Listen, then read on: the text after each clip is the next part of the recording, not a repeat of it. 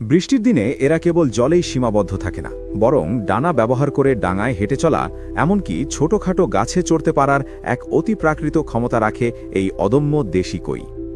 বৈজ্ঞানিকভাবে অ্যানাবাস টেস্টিডিনিয়াস নামে পরিচিত এই মাছটি আমাদের দেশে কই বা জ্যান্ত মাছ হিসেবে পরিচিত হলেও আঞ্চলিকভাবে একে কুইয়া মাছ নামেও ডাকা হয়। এদের শরীরে থাকা বিশেষ ল্যাবিরিন্থ অর্গান বা অতিরিক্ত শ্বাসযন্ত্রের কল্যাণে এরা সরাসরি বাতাস থেকে অক্সিজেন নিতে পারে, যা এদেরকে প্রায় শুকিয়ে যাওয়া কাদা কিংবা অক্সিজেনের অভাব থাকা জলেও দীর্ঘক্ষণ বাঁচিয়ে রাখে। এদের কানকোর ধারালো ও শক্ত কাঁটা মূলত শিকারীদের হাত থেকে বাঁচতে এবং ভেজা মাটিতে ভর দিয়ে সামনে এগিয়ে যেতে জাদুকরী হাতিয়ার হিসেবে কাজ করে। কই মাছ মূলত জলাশয়ের উপরিভাগের পতঙ্গভুক শিকারী হিসেবে পরিচিত।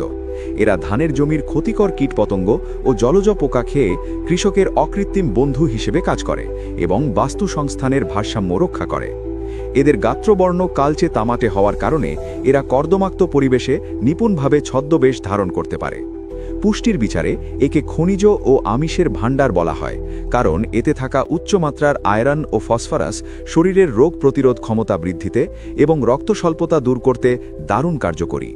অতীতের বাংলাদেশে আমাদের হাওড়, বিল এবং প্রতিটি প্লাবনভূমিতে এই দেশি কই মাছের বিপুল প্রাচুর্য ছিল।